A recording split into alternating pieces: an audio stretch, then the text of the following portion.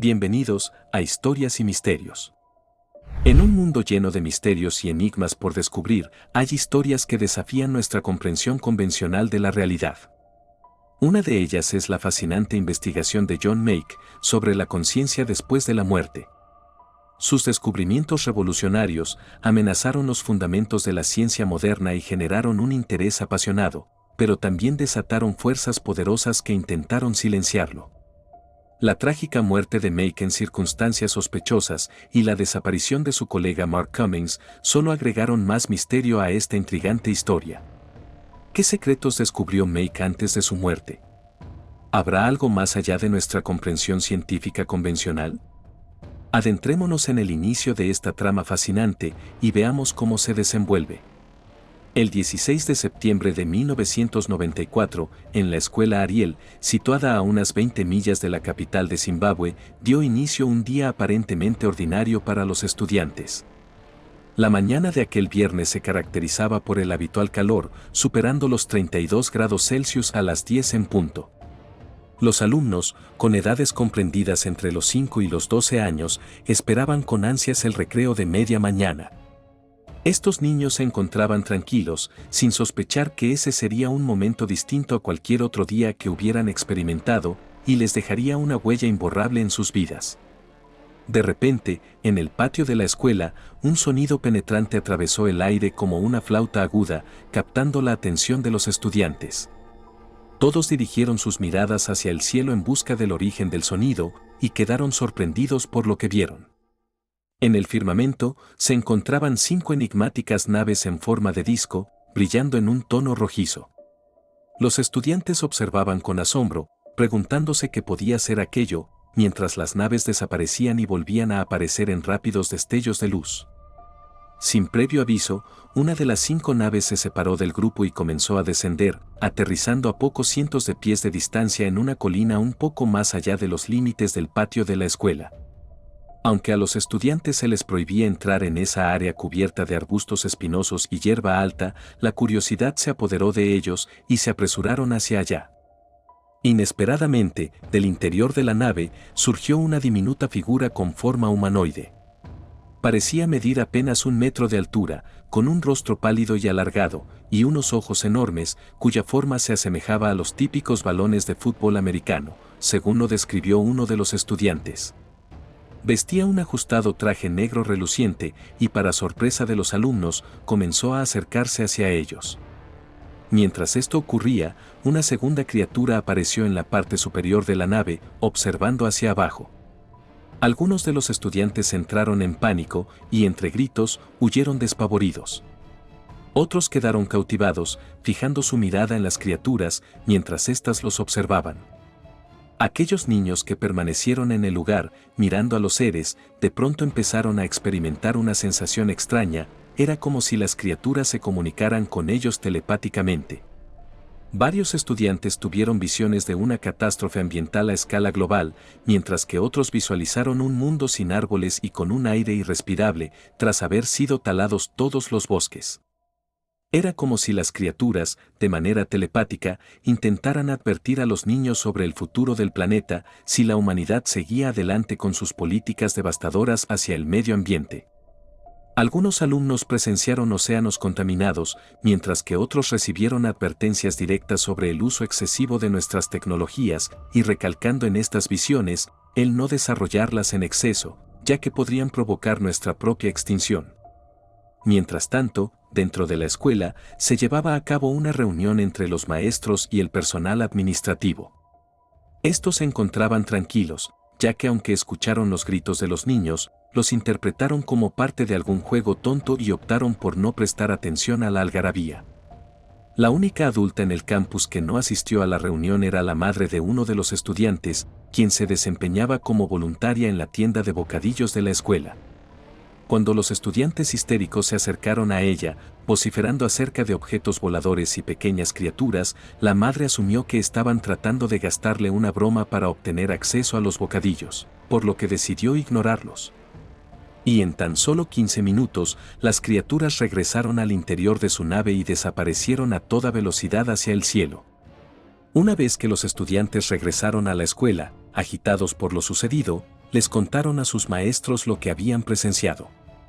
Sin embargo, los maestros no les creyeron y les ordenaron que dejaran de hablar y retomaran sus tareas. Al final del día, los estudiantes fueron enviados a casa como si nada hubiera ocurrido, para disfrutar del fin de semana.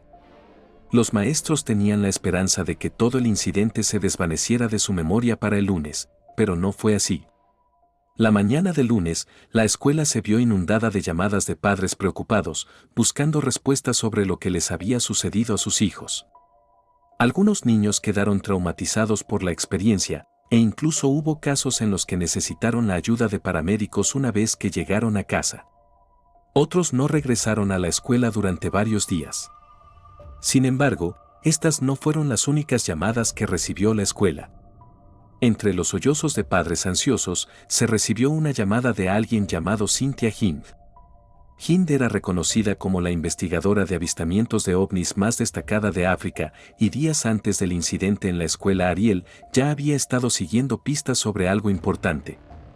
A comienzos de la semana, miles de personas en Zimbabue y en los países vecinos de Sudáfrica, Botsuana y Zaire informaron haber avistado luces brillantes y objetos inusuales en el cielo, algo similar a una exhibición pirotécnica de proporciones sin precedentes.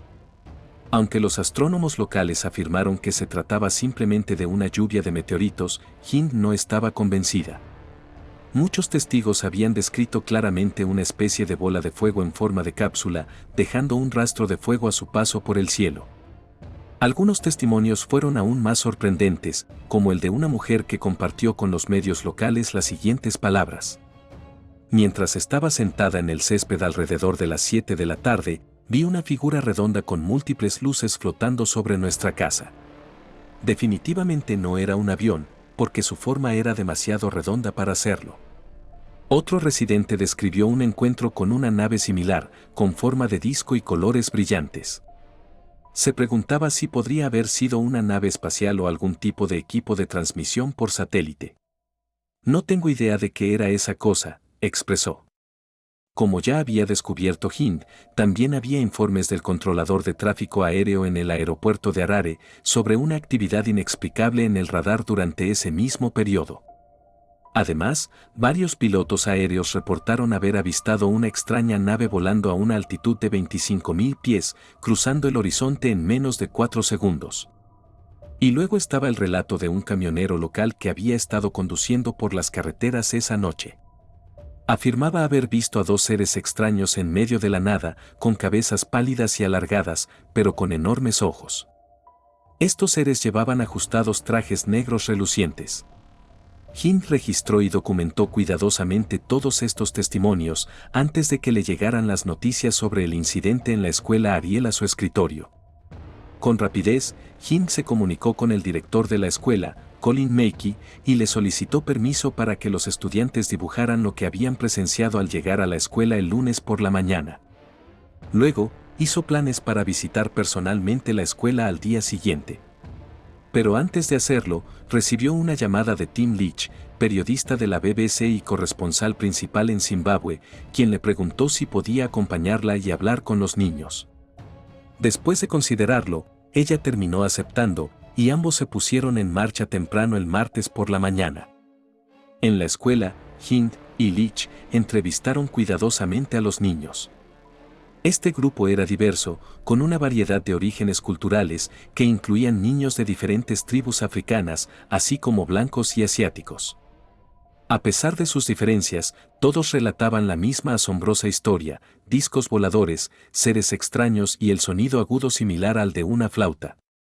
Lo más sorprendente eran los dibujos realizados por los estudiantes, ya que, aunque se les había mantenido separados para evitar influencias entre ellos, los 35 niños que participaron en el ejercicio habían dibujado prácticamente lo mismo, un ovni y un ser extraterrestre. Esto resultó particularmente sorprendente para Hind, considerando que estos niños de las zonas rurales de África probablemente no estaban expuestos a los conceptos de platillos voladores y extraterrestres, presentes en la cultura popular. Y es que, ¿cómo podían haber dibujado esas cosas, si ni siquiera sabían lo que eran, a menos que realmente las hubieran presenciado en el patio de la escuela ese día? ¿Era esto realmente posible? La experiencia también dejó a Tim Leach profundamente perturbado, incluso más que sus años de experiencia como corresponsal de guerra en un país lleno de violencia. Según Leach, los relatos de los estudiantes le proporcionaron una nueva perspectiva sobre la vida, el universo y todo lo demás. Lo que Hind y Leach habían descubierto en esa escuela era tan notable y desconcertante que no pudieron evitar llamar a John Meek. John Meek provenía de una distinguida línea de académicos, por lo que no resultaba sorprendente que fuera un prodigio en su campo. Después de servir en la Fuerza Aérea de los Estados Unidos, se graduó con honores en la Escuela de Medicina de Harvard y comenzó a trabajar inmediatamente en la institución. Con el tiempo, ascendió a profesor titular y finalmente asumió el cargo de director de psiquiatría en la Escuela de Medicina de Harvard. Su especialidad fue la psiquiatría infantil. Durante su etapa como residente, fue el fundador del primer departamento de psiquiatría en el hospital afiliado a Harvard en Cambridge. En 1970, recibió reconocimiento por su estudio sobre las pesadillas infantiles, con la publicación de su primer libro, Pesadillas y conflictos humanos. Gracias a este libro ganó un destacado premio, y su segundo libro fue una biografía psicoanalítica sobre Lawrence de Arabia, titulada Un príncipe de nuestro propio trastorno, que le valió otro prestigioso premio en 1977. En 1983, estableció el Centro de Psicología y Cambio Social en Harvard, conocido actualmente como el Centro Meek. Sin embargo, sus logros no se limitaron a eso. A mediados de la década de 1980, Meek se destacó en el movimiento por el desarme nuclear. Viajando por el Medio Oriente, pronunció discursos sobre el tema, entrevistó a presidentes e, increíblemente, obtuvo el Premio Nobel de la Paz en 1985 por su destacada labor como parte de los médicos internacionales para la prevención de la guerra nuclear. Además de todas sus otras responsabilidades, Meek dejó una huella significativa en la lucha por un mundo libre de armas nucleares. Aún no cumplía los 50 años, pero Meek ya era reconocido como el líder del departamento en Harvard y había acumulado prácticamente todos los premios que se podían ganar. Sin embargo, en 1990 se produjo un encuentro que cambiaría drásticamente el rumbo de la vida de Meek. Según sus propias palabras, fue uno de esos momentos que recuerdas como un hito en el que todo se transforma. A través de amigos en común, Meek conoció a Bert Hopkins, un artista expresionista abstracto de Nueva York, cuyo trabajo se exhibía permanentemente en el Museo de Arte Moderno y en el Guggenheim. Pero Hopkins no era solo un artista, también era un escritor.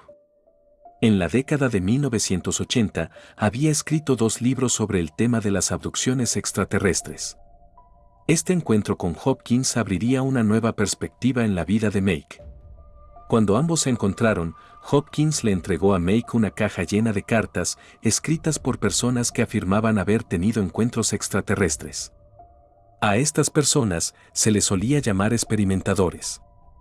Hopkins expresó: creo que la mayoría de estas personas están mentalmente sanas y han tenido experiencias reales, pero prefiero tener la opinión de un experto en psiquiatría. Nada, en mis casi 40 años de experiencia en psiquiatría, me preparó para esto, comentaba Meek al referirse a las cartas. Al comenzar a leerlas, notó numerosos elementos que simplemente no podía explicar. Esto llevó a Meek a afirmar lo siguiente: nunca diría categóricamente que existen extraterrestres que secuestran a las personas, sin embargo, puedo decir que aquí hay un fenómeno poderoso y convincente que no puedo explicar de otra manera. Es misterioso, no puedo comprender qué es. Pero me parece que invita a una investigación más profunda. Meek se comprometió a llevar a cabo esta investigación adicional y comenzó a realizar estudios con los experimentadores. A medida que avanzaba, notó asombrosas coincidencias entre las historias narradas por los experimentadores de diferentes partes del mundo. ¿Cómo es que puede ser esto posible?, se preguntaba Meek. Estas personas de diversas culturas y lugares alrededor del mundo relatan la misma historia hasta el más mínimo detalle. Pero lo más impactante era la reacción que se producía cuando un experimentador mostraba un dibujo de su encuentro con extraterrestres a otro experimentador. Según describió, había individuos que literalmente temblaban de miedo al enfrentarse a los recuerdos de cómo quedaron paralizados o al ver nuevamente a los pequeños seres alienígenas con sus grandes ojos negros. Sus cuerpos se estremecían y gritaban de terror. Make concluyó lo siguiente: esta respuesta me pareció algo que solo podría suceder si les hubiera ocurrido algo real, no algo imaginario. Los sueños no provocan esa reacción en las personas. La gente no responde así a los sueños de otra persona. Su investigación lo llevó a una sorprendente conclusión: las personas que afirmaban haber tenido encuentros con extraterrestres no estaban locas ni eran engañadas. Habían experimentado algo real. Si lo que estos individuos secuestrados decían que les estaba sucediendo no era cierto, entonces, ¿qué era lo que estaba pasando en realidad? Make reflexionó profundamente sobre este enigma. En 1994, Make se embarcó en una búsqueda de respuestas a través de la escritura de un libro titulado Abducción, Encuentros Humanos con Extraterrestres. Este libro rápidamente se convirtió en un éxito de ventas, lo cual no sorprendió, ya que Make era uno de los académicos más prominentes del mundo, y un profesor en Harvard que afirmaba la posibilidad de que las abducciones alienígenas fueran reales.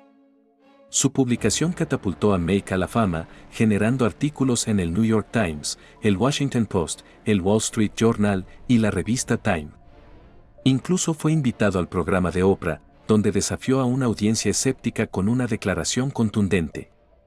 Todas las demás culturas a lo largo de la historia, excepto la nuestra, han creído en la existencia de otras entidades u otras inteligencias en el universo. ¿Por qué somos tan cerrados y tratamos a las personas como si estuvieran locas, humillándolas cuando están experimentando algo más? A pesar de su popularidad, o quizás debido a ella, había una entidad que se oponía firmemente a la labor de Make, la Universidad de Harvard. Por primera vez en su histórica trayectoria, la Universidad de Harvard conformó un comité con el objetivo de investigar y posiblemente expulsar a un profesor titular que cuestionaba el trabajo de Make. La investigación rápidamente generó divisiones en la comunidad académica.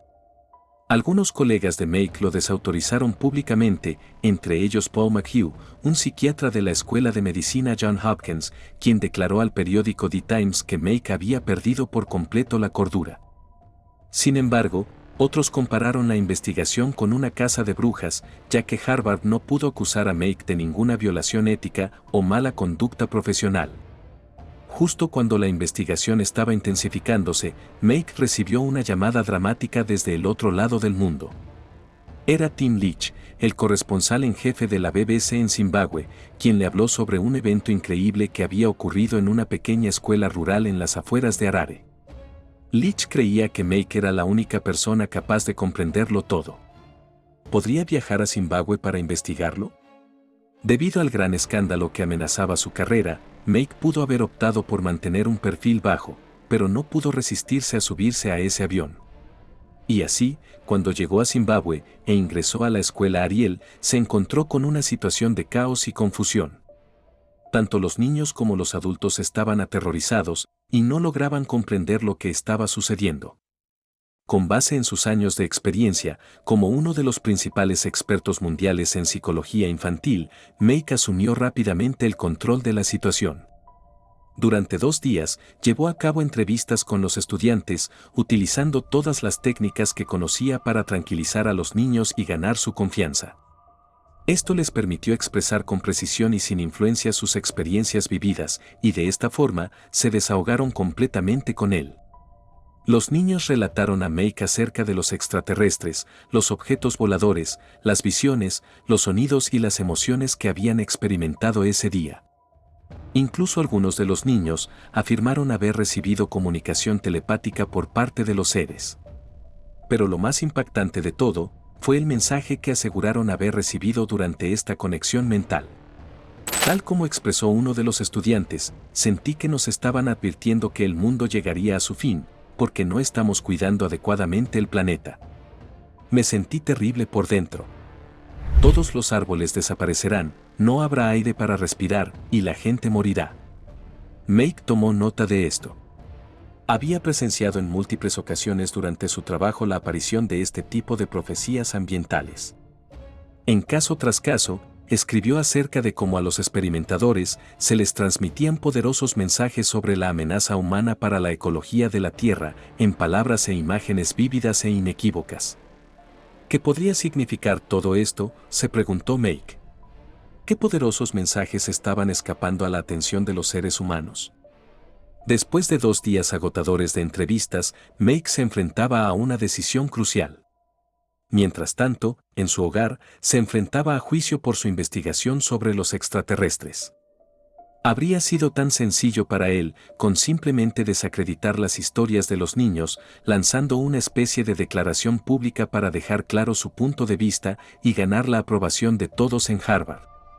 Sin embargo, Meek se sentó con los niños, escuchó sus relatos, observó atentamente su lenguaje corporal, emociones, convicción y consistencia.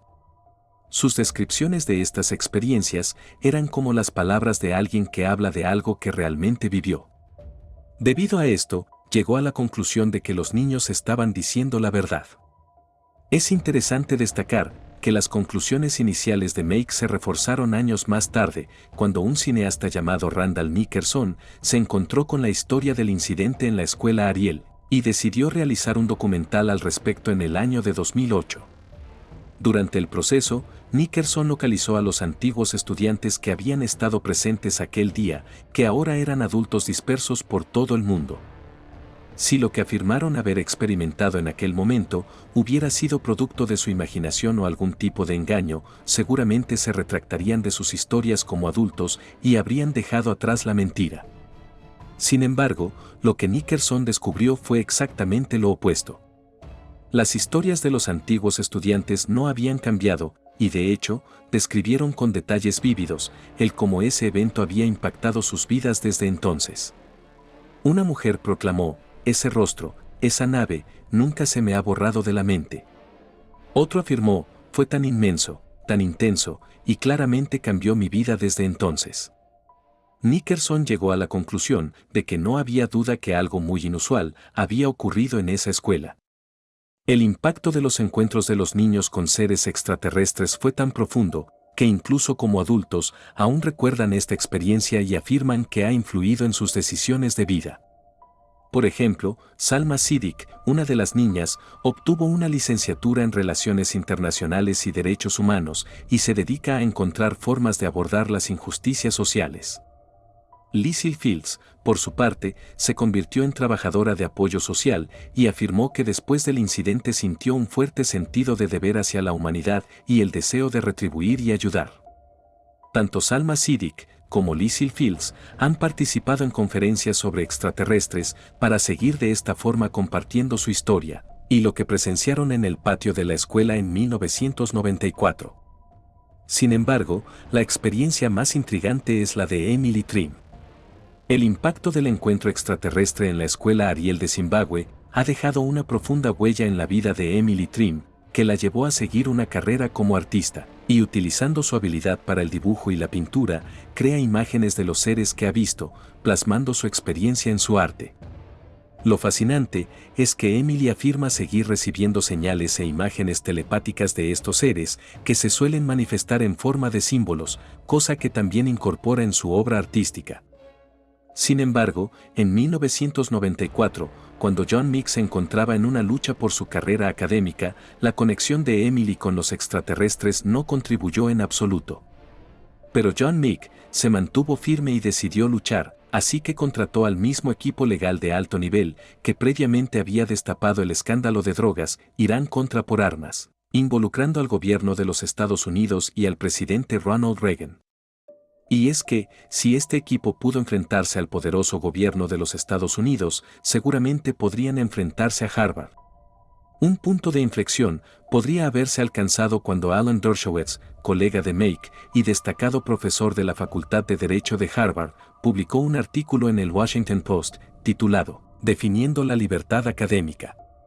En dicho artículo, planteaba la siguiente pregunta: ¿debería un respetado profesor de psiquiatría de Harvard enfrentar una investigación formal y posibles acciones disciplinarias, simplemente por investigar la posibilidad de que las personas que afirman haber sido secuestradas por extraterrestres no estén todas ellas locas? Es sumamente inusual que las prestigiosas universidades cuestionen las investigaciones o publicaciones de sus profesores titulares. Se desalentará al próximo profesor que esté considerando un proyecto de investigación poco convencional por el temor de tener que contratar un abogado para defender sus ideas? Lo que está en juego en su caso son sus ideas y su disposición a considerar la posibilidad de que los numerosos relatos de abducciones extraterrestres no sean meramente delirios desquiciados. Eventualmente la verdad se revelaría, ya que con la opinión pública en contra de la institución y algunas de las mentes más brillantes respaldando a Meek, Harvard se vio obligada a abandonar su investigación. No se ofreció una disculpa a Meek, sino que recibió una carta judicial advirtiéndole que no debía comprometer los altos estándares que rigen la práctica clínica y tampoco la investigación clínica, los cuales son el sello distintivo de esta institución. Aunque afirmaban respetar la libertad académica de Meek para estudiar lo que deseaba y expresar sus opiniones sin obstáculos. Esta situación plantea una reflexión interesante. La Universidad de Harvard lleva existiendo casi 400 años, y a lo largo de ese tiempo, Harvard ha tenido profesores que eran fervientes religiosos los cuales llegaron a apoyar la quema de brujas sin ninguna impunidad. También ha tenido profesores que eran eugenistas, propietarios de esclavos y otros abiertamente fascistas. Sin embargo, de todos ellos, el único que enfrentó una situación como esta fue John Meek. Pero, ¿por qué él? Pues Meek tiene una respuesta para esto. No habría tenido problemas si no hubiera sugerido en mi libro que mis descubrimientos podrían requerir un cambio en nuestra percepción de la realidad. Meek no solo estaba afirmando en su trabajo que los extraterrestres podrían existir, sino que desafiaba todo el establecimiento científico occidental, del cual Harvard y sus influyentes donantes eran una parte prominente. Estaba desafiando nuestras concepciones de la realidad, y esta no era solo la opinión de Meek, sino también la opinión de su némesis, Arnold Rellman, quien lideró la investigación en su contra. Según Rellman, si se creyeran estas historias como hechos literales, estarían en contradicción con los principios fundamentales de la física, la química y la biología en los que se basa la ciencia moderna.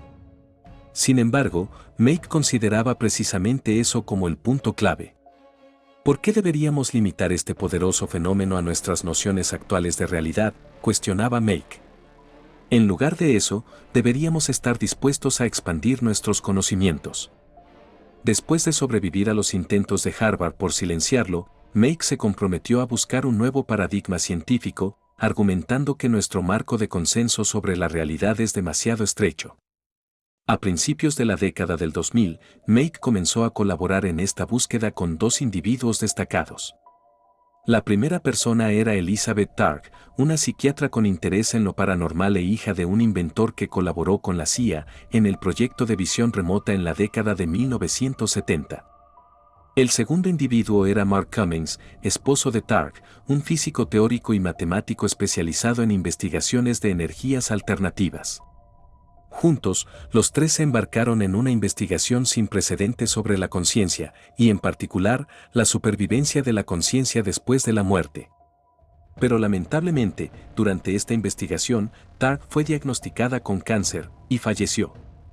Sin embargo, esto agregó un nuevo giro a su trabajo, cuando Cummings comenzó a afirmar que su difunta esposa se estaba comunicando con él desde el más allá.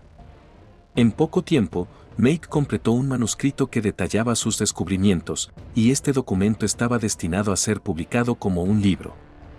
Antes de partir hacia Londres, Inglaterra, para dar una conferencia sobre Lawrence de Arabia, tema sobre el cual Meek había publicado un libro y ganado un prestigioso premio, envió el manuscrito completo a su editor con una nota adjunta que decía: «Hay cierta urgencia en esto». ¿Acaso Meek sabía algo que sus editores aún desconocían? Fue en Londres donde se desencadenó una tragedia inesperada. El 27 de septiembre de 2004, John Meek ofreció una conferencia magistral sobre Lawrence de Arabia. La audiencia, compuesta en su mayoría por lectores de su galardonado libro sobre el tema, quedó cautivada por su discurso. La respuesta fue tan abrumadora, que los organizadores del evento le solicitaron a Meek que ofreciera otra conferencia más tarde esa misma noche. Sin embargo, la fatiga comenzó a afectar a Make a eso de las 11 de la noche, cuando se dirigía a la casa de un amigo de la familia en el suburbio de Barnet, al norte de Londres, donde tenía previsto pasar la noche. Según los informes policiales, Make salió de la estación de metro en Totteridge y Whetstone y se adentró en el carril Totteridge. Mientras cruzaba la calle, quizás desorientado por la diferencia en la dirección del tráfico en comparación con Estados Unidos, fue atropellado por un conductor ebrio. A pesar de los esfuerzos de los equipos de emergencia que llegaron rápidamente al lugar, Make fue declarado muerto más tarde esa noche. Esta trágica pérdida dejó un vacío en la comunidad académica y en aquellos que habían sido cautivados por su trabajo y sus ideas revolucionarias. A pesar de la versión oficial presentada en el informe policial, hay quienes sostienen firmemente que la muerte de John Make no fue un mero accidente. Consideran que Make era demasiado cauteloso y precavido, especialmente como académico experimentado, para simplemente irse caminando descuidadamente hacia el tráfico. Algunos incluso sugieren que aquellos que no lograron silenciar a Make en la década de 1990 podrían haber tomado medidas más drásticas para poner fin a su investigación de una vez por todas. Si bien no se puede afirmar con certeza si la muerte de Make fue un asesinato cuidadosamente planeado para acallar su trabajo, lo que queda innegable es que tanto él como su investigación fueron silenciados abruptamente. El manuscrito que Make había redactado, plasmando con detalle su investigación sobre la conciencia después de la muerte, nunca vería la luz sin su autor. La publicación de sus descubrimientos quedó truncada, dejando en la oscuridad el fruto de su laboriosa labor. Mark Cummings, devastado por la pérdida de su esposa y posteriormente de su colega, intentó continuar con su trabajo sobre la conciencia después de la muerte. Realizó una breve gira por el país, ofreciendo discursos en prestigiosas universidades estadounidenses, cuando de repente, pareció esfumarse en el aire. Sin ningún aviso previo, dejó de hacer apariciones públicas y de escribir artículos. Su nombre nunca figuró en ningún obituario, dejando un enigma sin resolver en torno a su paradero. De esta forma, los 3 intrépidos investigadores involucrados en el proyecto se encontraron con un destino trágico. Uno tras otro, murieron o desaparecieron en una sucesión vertiginosa. Con su partida, parecía que su valiosa investigación también había quedado sepultada en el olvido. Pero, ¿realmente fue así? De manera asombrosa, después de su muerte, algunos amigos de Make afirmaron haber recibido mensajes de él desde el más allá. Insistían en que Make se estaba comunicando con ellos desde el otro lado de la tumba. Estas afirmaciones solo aumentaron el misterio en torno a su desaparición y dejaron muchas preguntas sin respuesta sobre el destino de su investigación. ¿Habían logrado descubrir algo tan revolucionario que alguien intentó silenciarlos para siempre? ¿O había ocurrido algo más inexplicable en relación con su trabajo en la conciencia después de la muerte? Curiosamente, una amiga que se encontraba junto al cuerpo inerte de John Make en el hospital la noche de su fallecimiento afirmó haber tenido una experiencia inexplicable. Según ella, Make se materializó y le habló, diciendo lo siguiente: «Fue como si me tocaran con una pluma. No sentí nada y me dieron 2 opciones a elegir. ¿Debería partir o quedarme? Miré mi cuerpo destrozado y decidí partir». Estas palabras plantean interrogantes intrigantes. ¿Qué estaba investigando Make antes de su muerte? ¿Había descubierto algún nuevo paradigma científico? Recordemos las declaraciones de Arnold Relman, quien encabezó la investigación de Harvard contra Make en la década de 1990. Relman afirmó: si se creyera en el trabajo de Make, contradeciría prácticamente todas las leyes básicas de la física, la química y la biología que sustentan la ciencia moderna. Quizás eso es precisamente lo que Make pretendía desafiar. Si has llegado hasta aquí, muchas gracias. Espero que nos sigas y actives las notificaciones. Regálanos un like y hasta un próximo video. En Historias y Misterios.